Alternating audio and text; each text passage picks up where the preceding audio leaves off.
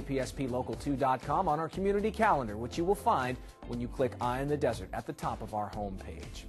It is time now to shine our Coachella Valley spotlight on a program at the Braille Institute that is certain to surprise you. We're talking about their photography class.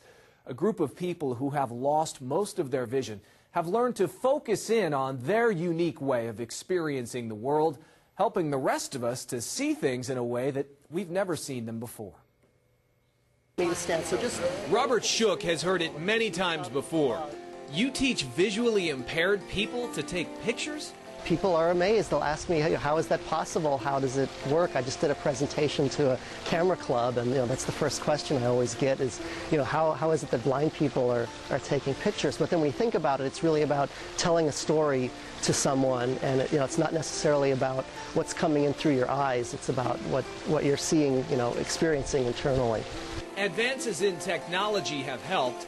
Bill Sanders lost sight in his right eye 5 years ago, and he has poor vision in his left.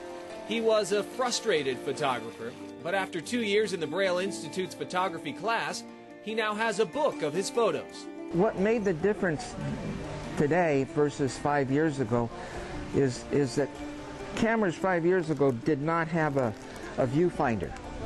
And I can look at the pictures as I take them and after I've taken them. When I had to use the little one through the camera, I couldn't see. Elizabeth Roth is mostly blind as the result of a traumatic brain injury suffered in a car crash.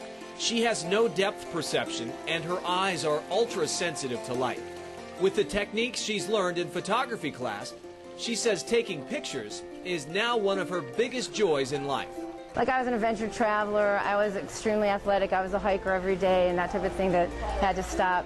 And then through this creative expression, I found all those kind of things that you get through outer expression like that seem to be prevented for you once you become disabled in this way. Roth credits the instructor, Robert Shook, for his patience and assistance pointing out the elements that work in her photographs.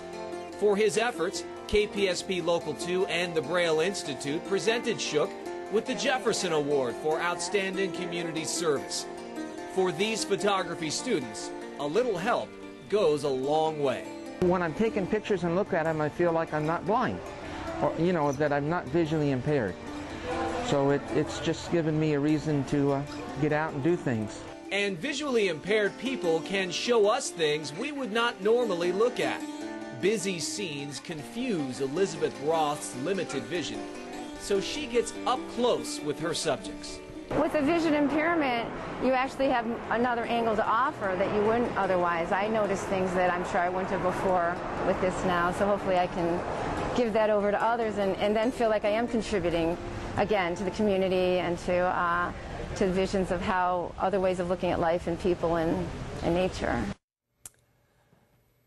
And Elizabeth hopes to have her photography displayed for public viewing in the spring.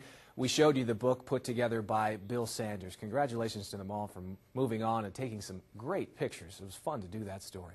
Coming up, the stories behind some more amazing photos that were taken to commemorate the 10th anniversary of the Santa Rosa and San Jacinto Mountains National Monument.